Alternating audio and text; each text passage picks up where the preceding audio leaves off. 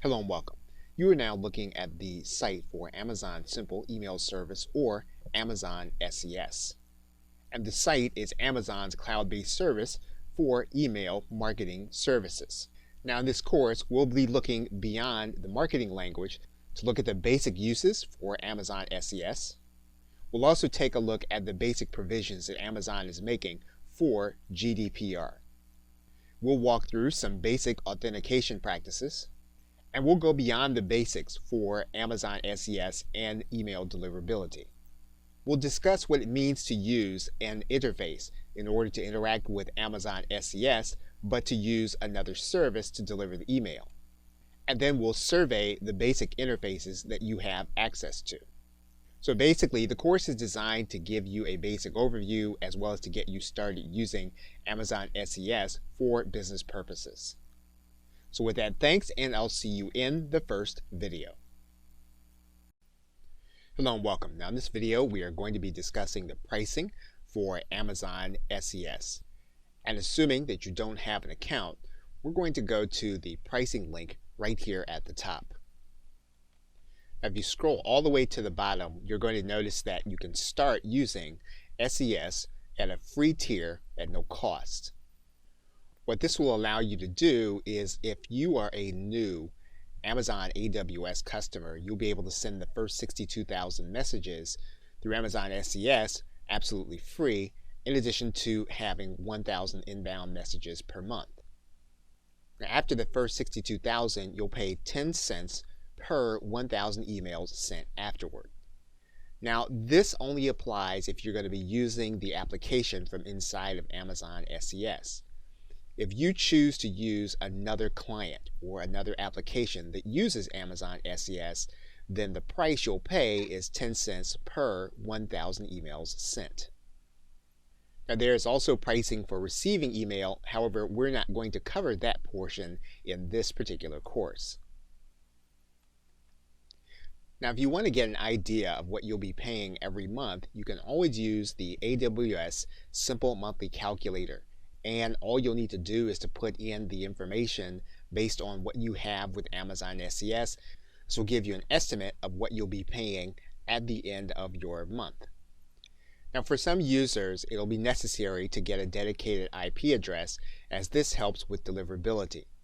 A dedicated IP address is going to be $24.95 per month, and that'll be in addition to the services that you are using.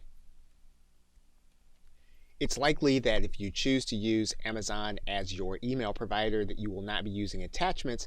However, if you do, there is a separate charge for attachments, and that charge is going to be over the course of the month 12 cents per gigabyte of attachments that you send. Now if you don't have an AWS account or an Amazon SES account, as you're already logged into your Amazon account, what you'll need to do is to click this button that says create a free account. When you get to this page, you'll either sign up for an existing AWS account that you already have, maybe perhaps you're already using Amazon S3, or you can sign up for a new account using this interface. You'll want to fill in the information that you are being brought to.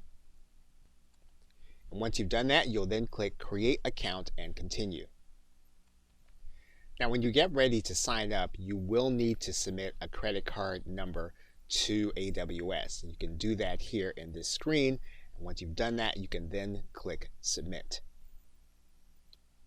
You'll then have access to the console. What you'll do is you'll scroll down on the right side and you'll click Simple Email Service. So with that, thanks, and I will see you in another video. Welcome back. Now in this video, we want to talk about the common uses for Amazon SES. And one of the primary uses is going to be to send transactional email from within an application. So for example, if you use WordPress or you use a membership script of some kind and you need an email system that will send transactional email, you can use Amazon SES for this case. Similar to transactional email are notification emails. Again, when you're using an application and your application sends out notifications by email. And of course, one of the primary uses is going to be to send marketing communications, including newsletters as well as drip campaigns. When it comes to transactional email as well as notifications, this is where Amazon SES's benefits really come to play. For example, their ability to get email into the inbox as well as being reliable in terms of uptime means then that when you have new clients or new customers that come on to your application, they'll be getting the emails that you'll be sending to them, giving them things like logins and passwords and direct notifications. And because when you have a particular launch or you have a high volume of customers, this is where the cost-effective nature of Amazon benefits you. This means that you can send a lot of emails at a low cost. Okay, so with that, thanks, and I will see you in another video. Hello and welcome. You are now looking at a critical suspension notice from Amazon SES. And one of the things that you'll want to take note of is where they define what is acceptable and what is not. We are going to look at this link, which is this acceptable use policy. Now, you are going to want to take note of something in particular even before we view that policy. Anything that's considered to be illegal, harmful, or offensive. And again, that's going to be determined from Amazon. Anything that they view is going to be harmful to their operations or reputation, again determined by Amazon. And then anything determined to be disseminating fraudulent goods, schemes, promotions, make money fast schemes, Ponzi or pyramid schemes, phishing or farming. Now, all of these things are going to be determined from Amazon's perspective. Now, if you do get a notice like this, you can appeal, and you can appeal according to the acceptable use policy, determining how you're going to change your content to comply with the acceptable use policy. Again, most of the acceptable use policy will repeat what we have just gone over, but it's stated explicitly here.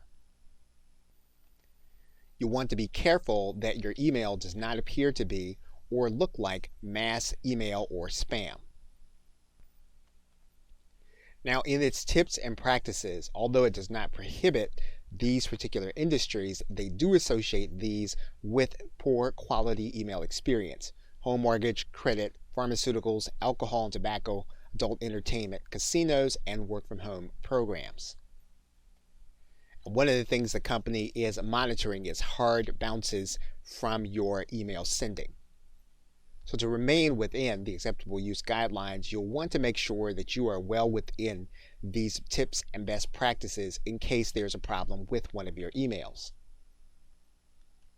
And in this course, we will be going over authentication to help you to make sure that you are meeting this requirement.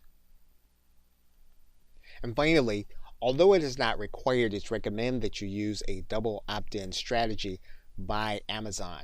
And the reason is because you don't want to have a lot of email addresses that are going to be false when your email starts to send. Again, this is going to be triggering hard bounces, and then that will then determine how close you get to being suspended by Amazon.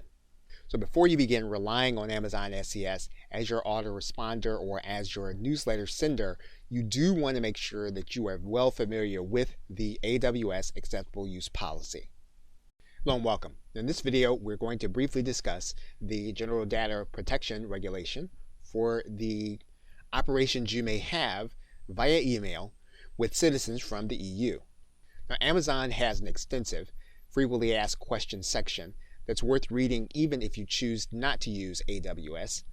However, to go over the entire section would be beyond the scope of this course. There are a few things that are going to be pertinent as you begin to set up your AWS. First, that as a cloud provider, Amazon is choosing to abide by a certain code of conduct with the CISPE.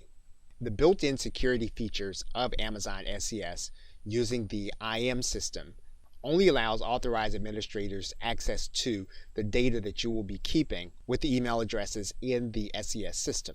In addition to that, data is encrypted with Amazon SES as well as monitored and logged. And as of the recording of this video, Amazon's services are compliant with GDPR. For all of its cloud-based systems, Amazon has a system in place for you to be able to delete content from the system. And finally, by having complied with the CISPE, And using Amazon SES, you will have the information available to prove that the system you're using is in compliance. And once again, Amazon's section on GDPR is extensive and worth a read. And you can find it in the address on your screen. Okay, so with that, thanks, and I will see you in another video. Hello and welcome. We will now start the setup and verification process. And to get started, we are going to first click Verify a New Email Address. And if you are in sandbox mode, when you start with AWS, you're going to need to verify the to address also. But we are going to start by verifying our from email address. We're going to do that by clicking Verify a New Email Address. And when we get to this dialog box, we're going to put in the email address that we want to verify. And then we're going to click Verify this email address. SES will then send the verification email to our email box. So we'll need to go to the email address and then verify the link. You should then see an email address from Amazon Web Services. You're going to want to open that email. You'll then want to verify this link. You should then get a congratulations message saying that your email address is now verified. And once you've verified, you'll note that Amazon will tell you that if you have not applied for a sending limit increase, then you're still in the sandbox environment and you can only send to email addresses that have been verified. So now what we'll need to do, if you're in sandbox mode, is to go through the same process, verify another email address so that you'll be able to send to test that email address. In order to test, we'll now go back to the Amazon SES console.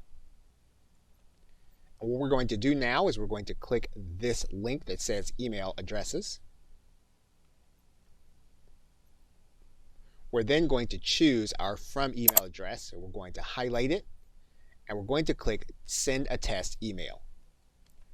Now again, if your account is still in sandbox mode, you'll need to send to a verified email address. So you'll need to have another email address that's already been verified that you can send to test the system.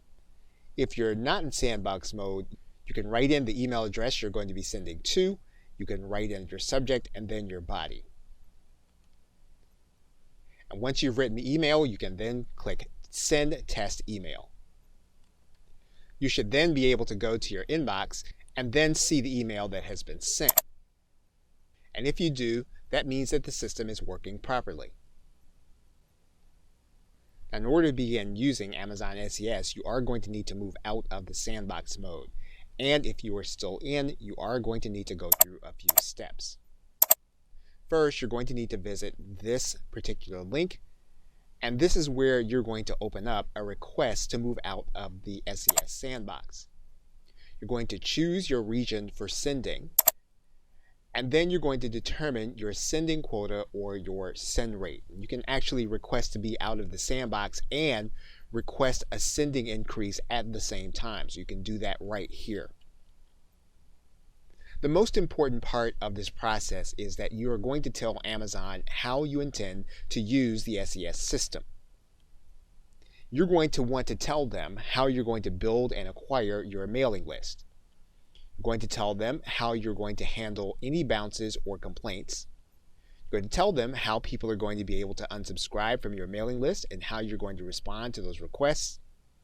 And then you're going to tell them how you arrived at the number in terms of a sending increase that you requested. And once you submit, this request is going to take one entire business day to evaluate. Now, Amazon also says this, quote, if you want to have your account removed from the sandbox, but you don't want a sending limit increase, specify either a daily sending quota of 200 or a maximum send rate of 1, depending on the value you choose for limit. These are the limits that Amazon SES applies by default to all accounts in the sandbox. So this will get you out of the sandbox without raising your sending limit so that you can continue to test the system. Okay, so with that, thanks, and I will see you in another video.